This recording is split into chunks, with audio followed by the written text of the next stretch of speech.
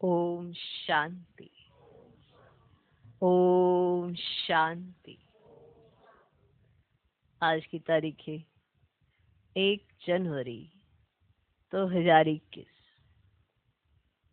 जनवरी मास का पहला दिन और 2021 आ गया।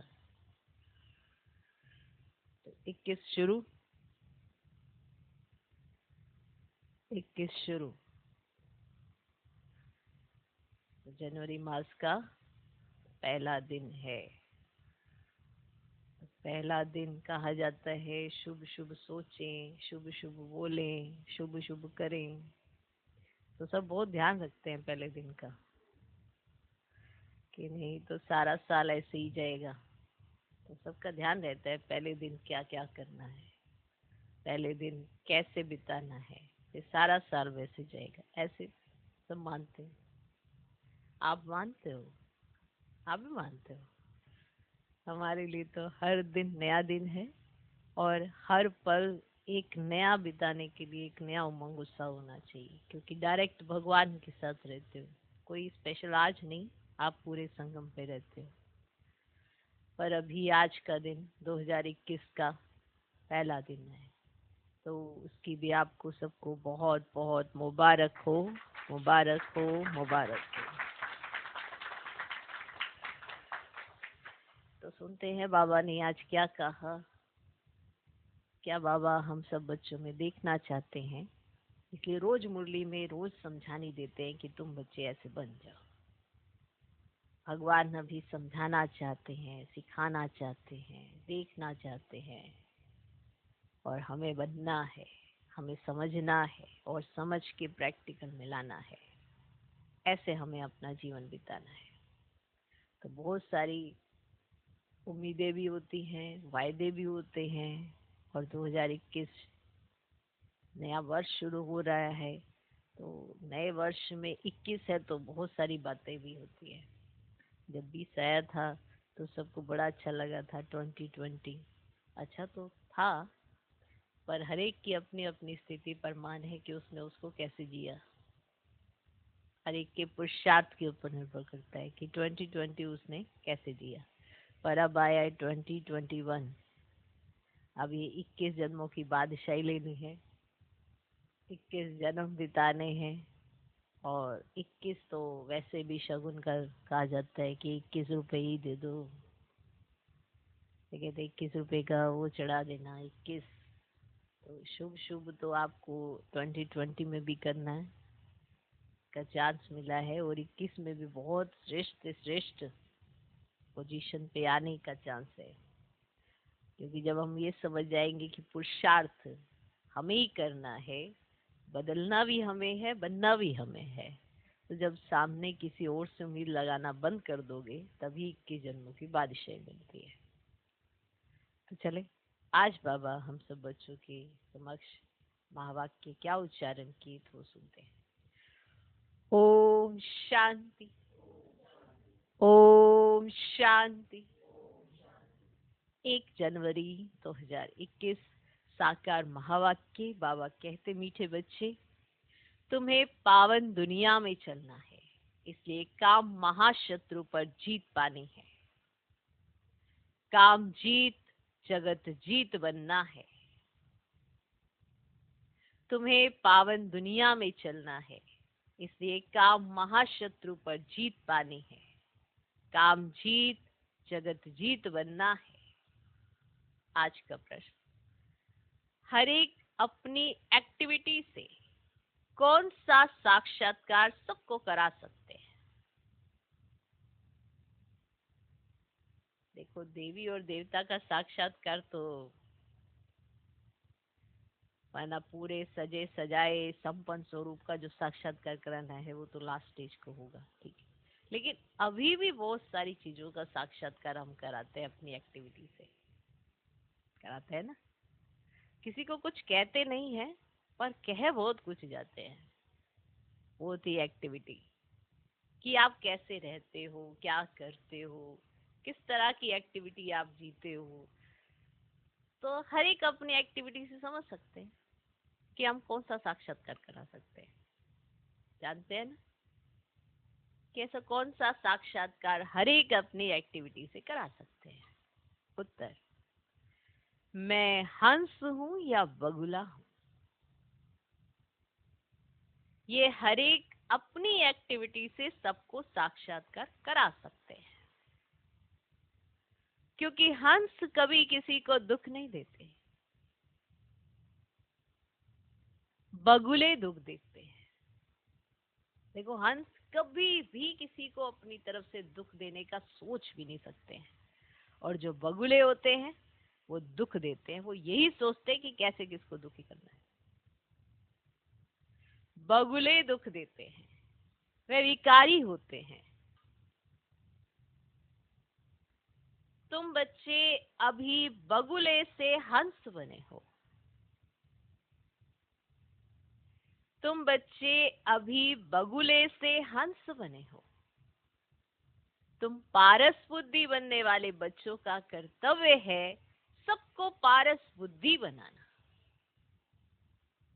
तुम पारस बुद्धि बनने वाले बच्चों का कर्तव्य है सबको पारस बुद्धि बनाना। तो प्रश्न, हर एक अपनी एक्टिविटी से कौन सा साक्षात्कार सबको करा सकते हैं कि मैं कौन हूं, हंस हूं, बगुला हूं। अगर आप ऐसे कहते रहेंगे कि मैं हंस हूं, लेकिन एक्टिविटी आपकी बगुलों जैसी है, तो कोई नहीं मानने वाला कि आप हंस हो, क्योंकि आप दूसरों को दुख देने का सोचते रहते हो। संकल्प भी दुख देने वाले हैं, वाचा भी दुख देने वाली है, और कर्मना तो क्या कहने। तो जब संकल्प, वाचा और कर्मना तीनों में ही आप दूसरों को दुख देते हो, तो हंस कैसे हुए? तो ये हर एक अपनी एक्टिविटी से ये शो करता है कि मैं कौन, मैं हंस हूं या बगुला हूं। ये हर एक अपनी एक्टिविटी से सबको साक्षात्कार करा सकते हैं, क्योंकि हंस कभी किसी को दुख नहीं देते हैं, बगुले दुख देते हैं, वे विकारी होते हैं। जो विकारी होते हैं वो विकारों के लिए दूसरों को दुख देते हैं, और जो हंस होते हैं वो कभी सोच भी नहीं सकते किसी को दुखी करने का, इसीलिए वो हंस होते हैं। तुम बच्चे अभी बगुले से हंस बने हो, ये भी याद रखना कि कभी हम बगुले थे और आज हम हंस बन रहे हैं। तुम पारस बुद्धि बनने वाले बच्चों का कर्तव्य है सबको पारस बुद्धि बनाना। ओम शांति। जब ओम शांति कहा जाता है तो अपना स्वधर्म याद पड़ता है, घर की भी याद आती है, परंतु घर में बैठ तो नहीं जाना है। अब घर कौन सा? परम धाम। बाप के बच्चे हैं तो जरूर अपना स्वर्ग भी याद करना पड़े। तो ओम शांति कहने से ये सारा ज्ञान बुद्धि में आ जाता है। मैं आत्मा शांत स्वरूप हूँ, इसलिए कहा था कि कोई भी शब्द होता है उसका अर्थ बुद्धि में आएगा तो सही मायने में तभी समर्थ होता है। अगर अर्थ ही बुद्धि में नहीं आया, इसलिए कहते हैं ना कि शब्दों का चयन अच्छा सा करो, क्योंकि उसका अर्थ तो बुद्धि में चित्रण बनेगा ही बनेगा। तो शब्द अच्छे चुनो कि आप क्या बोलते हो, तो बुद्धि में अर्थ जरूर आता है जो आप बोलते हो। तो ओम शांति का अर्थ क्या है? मैं आत्मा शांत स्वरूप हूँ, शांति के सागर बाप का बच्चा हूँ। जो बाप स्वर्ग स्थापन करते हैं वे बाप ही हमको पवित्र शांत स्वरूप बनाते हैं। मुख्य बात है पवित्रता की। दुनिया ही पवित्र और अपवित्र बनती है। पवित्र दुनिया में एक भी विकारी नहीं है, अपवित्र दुनिया में 5 विकार हैं, इसलिए कहा जाता है विकारी दुनिया, और वह है निर्विकारी दुनिया। निर्विकारी दुनिया से सीढ़ी उतरते उतरते फिर नीचे विकारी दुनिया में आते हैं, और वह है पावन दुनिया। और देखो बच्चे, यह है पतित दुनिया। वह है दिन सुख, यह है भटकने की रात। यूं तो रात में कोई भटकना नहीं है, परंतु भक्ति को भटकना कहा जाता है। तुम बच्चे अब यहाँ आए हो सदगति पाने। तुम्हारी आत्मा में सब पाप थे, 5 विकार थे, उनमें भी मुख्य है काम विकार, जिससे ही मनुष्य पाप आत्मा बनते हैं। यह तो हर एक जानते हैं, हम पतित है जानते हैं, और पाप आत्मा भी है जानते हैं ना। जब तक जानोगे नहीं तो वो श्रेष्ठ बनोगे कैसे? इसलिए याद रखना पड़ता है कि पतित हुई है आत्मा और पावन होना है आत्मा को। तो एक काम विकार के कारण सब क्वालिफिकेशन बिगड़ जाती है, सब सारी क्वालिफिकेशन बिगड़ पड़ती है। इसीलिए बाप कहते काम को जीतो तो तुम जगत जीत अर्थात नए विश्व के मालिक बनेंगे।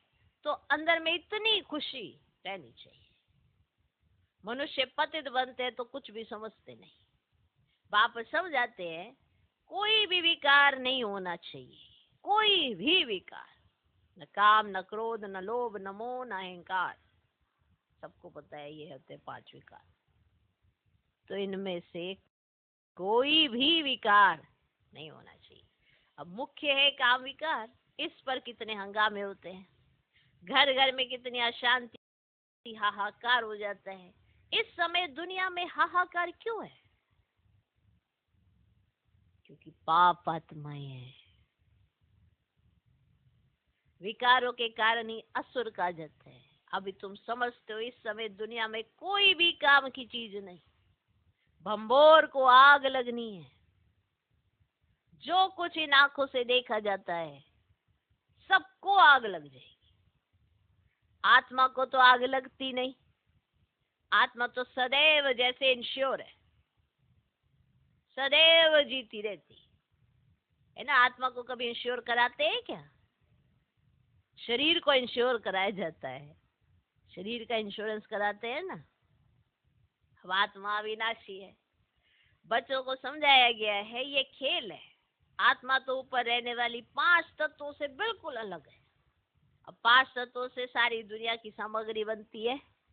सारी दुनिया की सामग्री 5 तत्वों से बनती है ना। आत्मा तो नहीं बनती है, तो आत्मा तो अलग हुई ना। आत्मा 5 तत्वों से नहीं बनती है ना। वंडरफुल।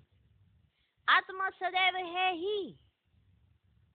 सिर्फ पुण्य आत्मा पाप आत्मा बनती है। आत्मा पर ही नाम पड़ता है ना, पुण्य आत्मा पाप आत्मा। याद कराया जा रहा है तुम्हें पुण्य आत्मा बनना है, पाप आत्मा बने थे, तो याद भी रहना चाहिए। तो 5 विकारों से कितने गंदे बन जाते हैं। अब बाप आए हैं पापों से छुड़ाने। विकार ही सारा करेक्टर बिगाड़ते हैं। करेक्टर किसको कहा जाता है यह भी समझते नहीं। यह है ऊंच से ऊंच रूहानी गवर्नमेंट। पांडव गवर्नमेंट ना के तुमको ईश्वरीय गवर्नमेंट कह सकते हैं। तुम समझते हो हम ईश्वरीय गवर्नमेंट है। ईश्वरीय गवर्नमेंट क्या करती है? आत्मा को पवित्र बनाकर देवता बनाती है। नहीं तो देवता कहाँ से आए? अब यह भी कोई नहीं जानते हैं। तो यह भी मनुष्य है, परंतु देवता कैसे थे, किसने बनाया? अब देवताएं तो होते हैं ना स्वर्ग में, तो उन लोगों को स्वर्गवासी किसने बनाया? अब स्वर्गवासी फिर जो नरकवासी बनते हैं, फिर स्वर्गवासी। अब यह भी तुम भी नहीं जानते थे, और फिर कैसे जानेंगे? जब तुम्हें नहीं पता था तो और फिर कैसे जानेंगे? अब तुम समझते हो कि ड्रामा बना हुआ है, इतने सब एक्टर्स हैं। ये सारी बातें बुद्धि में होनी चाहिए। पढ़ाई तो बुद्धि में होनी चाहिए ना, और पवित्र भी जरूर बनना है। पतित बनना वो तो खराब बात है। आत्मा ही पतित बनती है, 1-2 में पतित बनते हैं। पतितों को पावन बनाना ये तुम्हारा धंधा है। पावन बनो तो पावन दुनिया में चलेगी। ये आत्मा समझती है। आत्मा ना हो तो शरीर भी ठहर ना सके, रिस्पॉन्ड मिल ना सके। आत्मा जानती है हम असुल पावन दुनिया के रहवासी हैं। अभी बाप ने समझाया है तो बिल्कुल ही बेसमझ थे, इसलिए पत दुनिया के लायक बन पड़े। अब जब तक पावन नहीं बनेंगे तब तक स्वर्ग के लायक नहीं बन सकेंगे। अब स्वर्ग की भेंट भी संगम पर ही तो की जाती है ना। अब वहां थोड़े ही भेंट कर सके। इस संगम युग पर ही तुमको सारा ज्ञान मिलता है। अब पवित्र बनने का हथियार मिलता है। एक कोई कहा जाता है ना पतित पावन बाबा, क्या कहा जाता है? पतित पावन बाबा हमको ऐसा पावन बना। अब ये स्वर्ग के मालिक है ना, है ना। तुम जानते हो हम इस स्वर्ग के मालिक थे। फिर 84 जन्म लेकर पतित बने। श्याम और सुंदर, इनका नाम भी ऐसा रखा है। श्याम और सुंदर, इनका नाम भी ऐसा रखा है। कृष्ण का चित्र श्याम बना देते हैं, परंतु अर्थ थोड़े ही समझते हैं। कृष्ण की भी तुमको कितनी क्लियर समझानी मिलती है। इनमें दो दुनियाएं कर दी है ना, एक ऐसी दुनिया एक ऐसी दुनिया, है ना। वास्तव में तो दो दुनियाएं तो है ही नहीं, दुनिया तो एक ही है ना। अब नई और पुरानी होती है। अब पहले छोटे बच्चे नए होते हैं, फिर बड़े बन बूढ़े होते हैं, तो एक ही हुए ना। ऐसे थोड़ा पहले छोटा बच्चा था तो वो अलग था, बूढ़ा हो गया ये अलग है ना। तो छोटा बच्चा नया हो गया, और जब बड़ा हो गया बूढ़ा हो गया तो ये बूढ़ा बूढ़ा हो गया, पुराना हो गया। समझा? तो तुम कितना माथा मारते हो समझाने के लिए। अपनी राजधानी स्थापन कर रहे हो ना। अब लक्ष्मी ने समझा है ना, समझा है ना। समझ से कितने मीठे बने। किसने समझाया? भगवान ने मुझे समझाया। हम लड़ाई आदि की तो देखो बच्चे कोई बात ही नहीं। भगवान कितना समझदार नॉलेजफुल है, कितना पवित्र है। शिव के चित्र आगे सब मनुष्य जाकर नमन करते, परंतु वह कौन है क्या करते ये कोई नहीं जानते। अब शिव काशी विश्वनाथ गंगा बस सिर्फ कहते रहते हैं, अर्थ जरा भी नहीं समझते। अब समझाओ तो कहेंगे तुम क्या हमको समझाएंगे। समझाओ ना तो उनको कहेंगे तुम क्या हमको समझाएंगे, हम तो वेद शास्त्र आदि सब पढ़े हैं, ऐसे बोलेंगे आपको ना। परंतु राम राज्य किसको कहा जाता है ये भी तो कोई नहीं जानते। राम राज्य सतयुग नई दुनिया को कहा जाता है। अब तुम्हारे में भी नंबरवार है जिनको धारणा होती है, कई तो भूल भी जाते हैं क्योंकि बिल्कुल ही पत्थर बुद्धि बन गए हैं। तो अब पारस बुद्धि जो बने हैं उनका काम है औरों को पारस बुद्धि बनाना, समझे, है ना। पत्थर बुद्धि की एक्टिविटी वही चलती रहेगी। जो पत्थर बुद्धि होगा ना उसकी एक्टिविटी वैसे ही चलती रहेगी, क्योंकि हंस और बगले हो गए ना। हंस कभी किसको दुख नहीं देते, बगुले दुख देते हैं। कई है जिनकी चाल ही बगुलों मिसल होती है, उनमें सब विकार होते हैं, सब तरह के विकार उनमें होते हैं। यहाँ भी ऐसे बहुत विकारी आ जाते हैं जिनको असुर कहा जाता है। पहचान नहीं रहती, वो सेंटर्स पर भी विकारी आते हैं, बहाना बनाते हैं हम ब्राह्मण है परंतु है झूठ। इसको कहा ही जाता है झूठी दुनिया। वह नई दुनिया सच्ची दुनिया है। अब यह संगम कितना फर्क रहता है। जो झूठ बोलने वाले झूठा काम करने वाले हैं वह थर्ड ग्रेड बनते हैं। फर्स्ट ग्रेड सेकंड ग्रेड तो होते हैं ना, और थर्ड ग्रेड भी बनते हैं। जो झूठ बोलते हैं झूठा काम करते हैं वो थर्ड ग्रेड बनते हैं। तो बाप कहते हैं पवित्रता का भी पूरा सबूत देना है। कई कहते हैं ये दोनों इकट्ठे रहकर पवित्र रहते, ये तो इम्पॉसिबल है। तो बच्चों को समझाना चाहिए। योग बल ना होने के कारण इतनी सहज बात भी पूरी रीति समझा नहीं सकते। उनको ये बात कोई नहीं समझाते कि यहाँ हमको भगवान पढ़ाते हैं। वे कहते पवित्र बनने से तुम 21 जन्म स्वर्ग के मालिक बनेंगे। वह है पवित्र दुनिया। पवित्र दुनिया में पति तो कोई हो ना सके, 5 विकारी नहीं है। वह है वॉइसलेस वर्ड, और यह है बच्चे विशेष वर्ड। हमको सत्य की बादशाही मिलती है तो हम एक जन्म के लिए क्यों नहीं पावन बनेंगे। जबरदस्त लॉटरी मिलती है हमको तो खुशी होती है। देवी देवता पवित्र है ना, अपवित्र से पवित्र भी बाप ही बनाएंगे। तो बताना चाहिए हमको यह टेम्पटेशन है। बाप ही ऐसा बनाते हैं, बाप बिगड़ तो नई दुनिया को बना ना सके। सत्युग देखो, सत्युग में कैसे तुम पावन हो जाते हैं ना। मनुष्य से देवता बनाने भगवान ही तो आते हैं ना, जिसकी रात्रि गाई जाती है। अब यह भी समझाया है ज्ञान भक्ति वैराग्य। अब ज्ञान और भक्ति आधा आधा है। अब भक्ति के बाद है वैराग्य। अब घर जाना है, ये शरीर रूपे कपड़े उतार देने हैं, इस छीछी दुनिया में नहीं रहना है। 84 का चक्र अब पूरा हुआ। अब वाया शांति धाम जाना है। पहले पहले अलफ की बात नहीं भूलनी है। ये भी बच्चे समझते ये पुरानी दुनिया खत्म होनी है, बाप नई दुनिया स्थापन करते हैं। बाप अनेक बार आए हैं स्वर्ग की स्थापना करने। अब नरक का विनाश हो जाना है। नरक कितना बड़ा है, स्वर्ग कितना छोटा है। अब नई दुनिया में एक ही धर्म होता है। यहाँ है देखो बच्चे अनेक धर्म।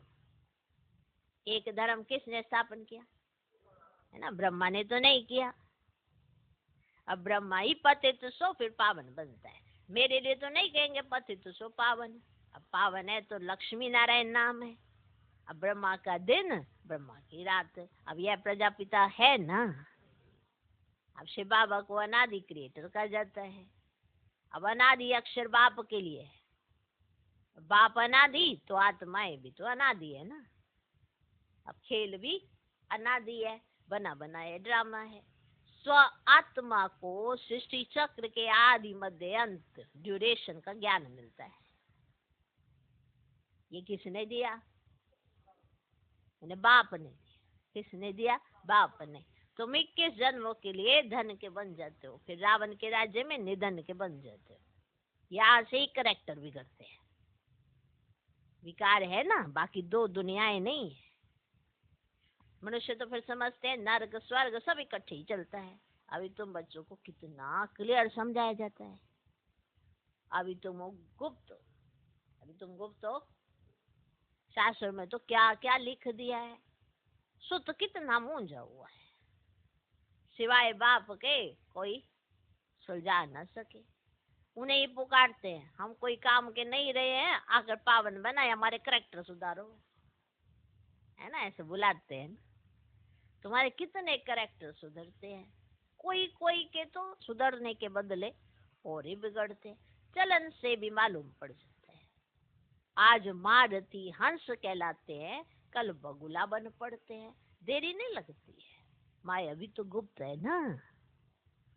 क्रोध कोई देखने में थोड़ी ही आता है। ऐसे ऐसे दिख रहा है कि तुमको क्रोध आया है, ऐसे देखने में आता है क्रोध। कब पता चलता है क्रोध है? भौ भौ करते हैं, यानी जब आवाज तेज हो जाती है, ऐसे भौ भौ करते हैं, तो फिर वह बाहर निकलने से दिखाई पड़ता है क्रोध।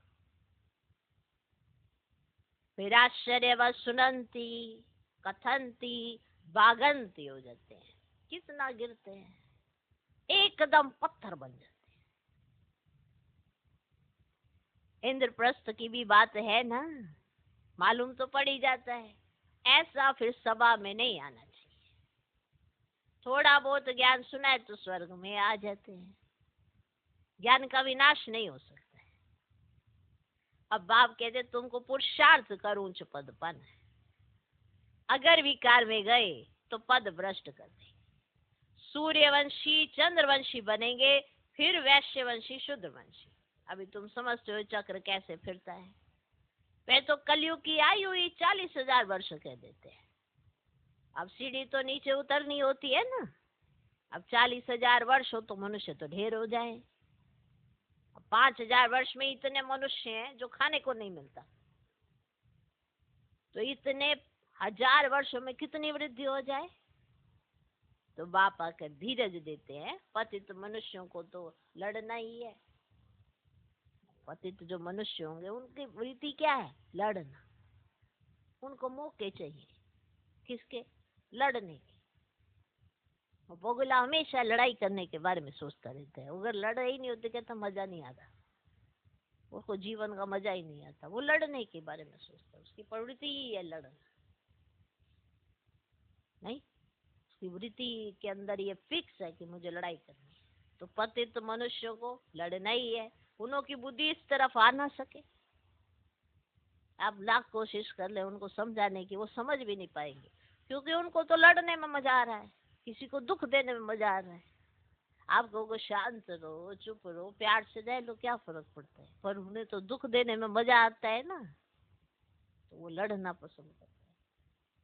अब तुम्हारी बुद्धि देखो कितनी बदलती है, फिर भी माया धोखा जरूर देती है। कितनी तुम्हारी बुद्धि को बदलाया जाता है, कितना तुम्हें समझाया जाता है, फिर भी तुम्हारी बुद्धि तुमको धोखा दे देती है। इच्छा मात्रम अविद्या। कोई इच्छा की तो गया, अगर कोई भी इच्छा कर ली तो गया।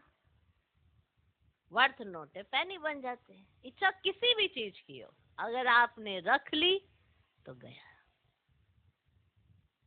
तो वर्थ नोट है, पैनी बन जाते। अच्छे अच्छे महारथियों को भी माया कोई ना कोई प्रकार से कभी धोखा देती रहती है, फिर वह दिल पर चढ़ नहीं सकते। जैसे लौकिक माँ बाप के दिल पर नहीं चढ़ते हैं। कोई तो बच्चे ऐसे होते हैं जो बाप को भी खत्म कर देते हैं, परिवार को खत्म कर देते हैं। महान पाप आत्माएं हैं। रावण क्या कर देते, बहुत डर्टी दुनिया है ना, सारी स्मृतियां ही भूल जाती है, सब कुछ भूल जाते हैं, बाप को खत्म कर देते, परिवार को खत्म कर देते। कितनी पाप आत्माएं,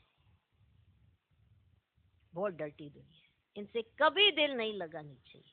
पवित्र बनने की बड़ी हिम्मत चाहिए। विश्व के बादशाही की प्राइज लेने के लिए पवित्रता मुख्य है, इसलिए बाप को कहते हैं कि आकर पावन बनाओ। अच्छा, मीठे मीठे सिकिलधे बच्चों कहते हैं, माता पिता बाप दादा का याद प्यार और गुड मॉर्निंग। रूहानी बाप की रूहानी बच्चों को नमस्ते। हम रूहानी बच्चों की भी रूहानी बाप को नमस्ते नमस्ते नमस्ते। Good morning good morning good morning. धारणा के लिए मुख्य सार। पहला पॉइंट, माया के धोखों से बचने के लिए इच्छा मात्रम अविद्या बनना है। माया उस आत्मा को जरूर धोखा देती है जो कोई इच्छा रखता है। ये आज एक रहस्य आप भी समझ जाए।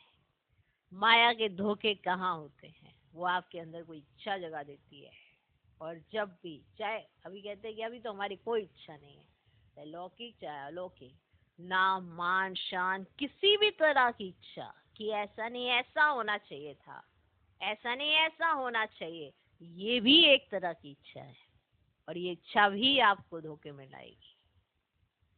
तो माया के धोखों से बचने के लिए इच्छा मात्रम अविद्या बनना है। जैसे हम कहते हैं ना कि ऐसा, अरे पहले तो ऐसा होता था, आज ऐसा, तो ये धोखा है माया का आपके साथ। आप हर बात में संतुष्ट ही नहीं हो पा रहे हो। बाबा क्या चाहते हैं, संतुष्ट मनिया बने, निश्चिंतता आए, वो एहसास रहे कि समय परमान हर चीज में आपको उन सब चीजों के हिसाब से चलना होता है। अगर नहीं चलोगे तो फिर क्या होगा। माना आपने इच्छा रखी है, इच्छा रखी है, आपकी इच्छा आपके परमान कैसे पूरी हो सकती है, क्योंकि आप तो मनुष्य। कैसे पूरी हो सकती है, क्योंकि जो चीज आपके लिए पूरी करने के लिए नहीं बनी है, उसी को पूरी कराने के लिए आप लगे हुए हो। इसका मतलब क्या है कि आप अपना भला नहीं चाहते हो।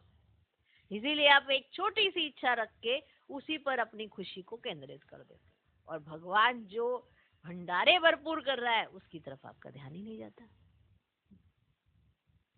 कहते ना, बहुत कुछ मिला, बस एक छोटी सी चीज नहीं मिली, और उसी एक छोटी सी चीज ने आपको दिल शिकस्त कर दिया और जार जार रोने पर मजबूर कर दिया। लेकिन जो इतना सब मिल रहा है वो आपने महसूस ही नहीं किया। कारण, क्योंकि आपने कोई अपनी इच्छा रख दी थी। इसलिए कहा जाता है इच्छा मात्रम अविद्या बनो, कि कोई इच्छा बाकी ही ना रहे, तब आप कोई भी धोखे में नहीं आ पाएंगे।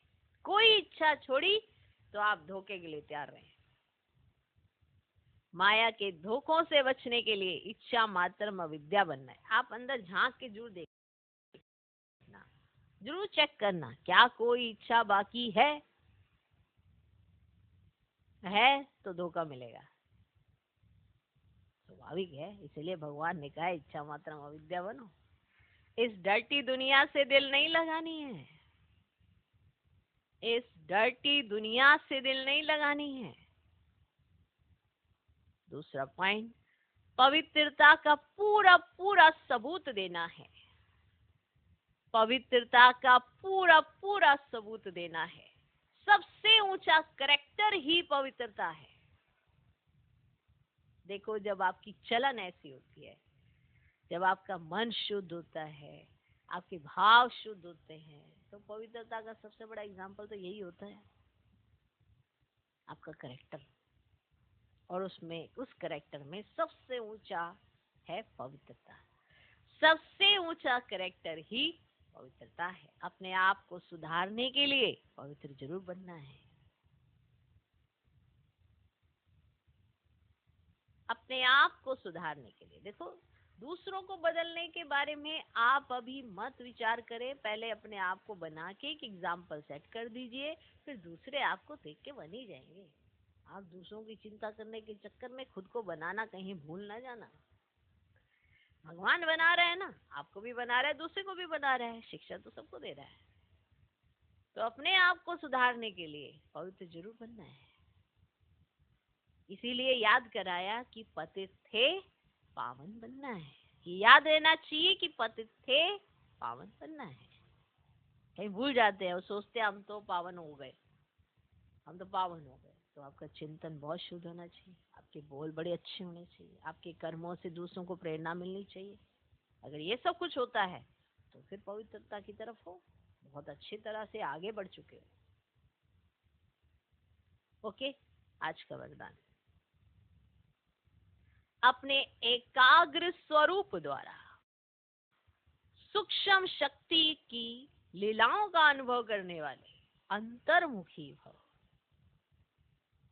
अपने एकाग्र स्वरूप द्वारा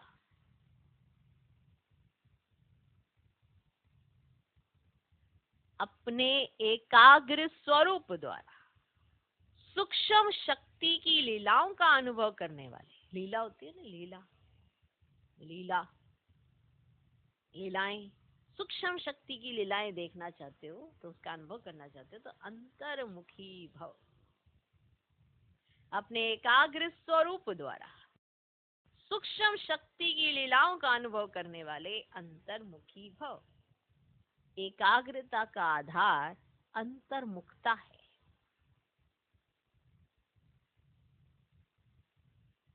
एकाग्रता का आधार अंतर्मुखता है।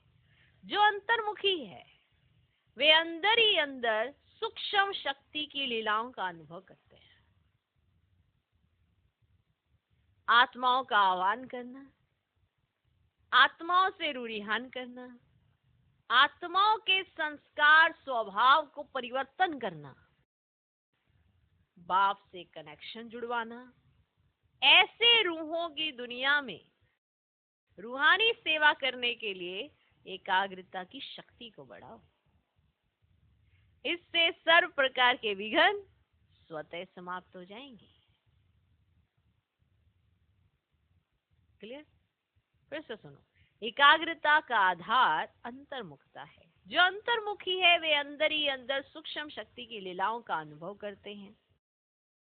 आत्माओं का आह्वान करना, आत्माओं से रूढ़िहान करना, आत्माओं के संस्कार स्वभाव को परिवर्तन करना, बाप से कनेक्शन जुड़वाना, ऐसे रूहों की दुनिया में रूहानी सेवा करने के लिए एकाग्रता की शक्ति को बढ़ाओ। इससे सर्व प्रकार के विघ्न स्वतः समाप्त हो जाएंगे। आज का स्लोगन, सर्व प्राप्तियों को स्वयं में धारण कर विश्व की स्टेज पर प्रत्यक्ष होना ही प्रत्यक्षता का आधार है। सर्व प्राप्तियों को स्वयं में धारण कर विश्व की स्टेज पर प्रत्यक्ष होना ही प्रत्यक्षता का आधार है। विशेष नोट, ये जनवरी मास मीठे साकार बाबा की स्मृतियों का मास है। स्वयं को समर्थ बनाने के लिए विशेष अंतर्मुखी बन सूक्ष्म शक्तियों की लीलाओं का अनुभव करना है। माना ये जो मास है साकार बाबा की स्मृतियों का मास है। स्वयं को समर्थ बनाने के लिए विशेष अंतर्मुखी बन सूक्ष्म शक्तियों की लीलाओं का अनुभव करना है। पूरा ही मास अपनी अव्यक्त स्थिति में रहना है।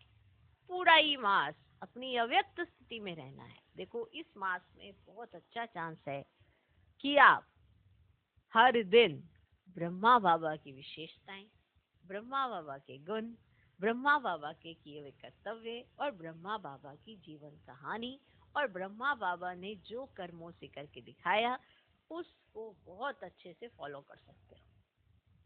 इस मास में विशेष नजर बाप दादा की अपने उन्हीं बच्चों पर बहुत रहती है जो बच्चे बाप दादा को अपने साथ लेकर चलते हैं और महसूस करते हैं कि जो ब्रह्मा बाबा ने करके दिखाया वो मुझे भी करके दिखाना है।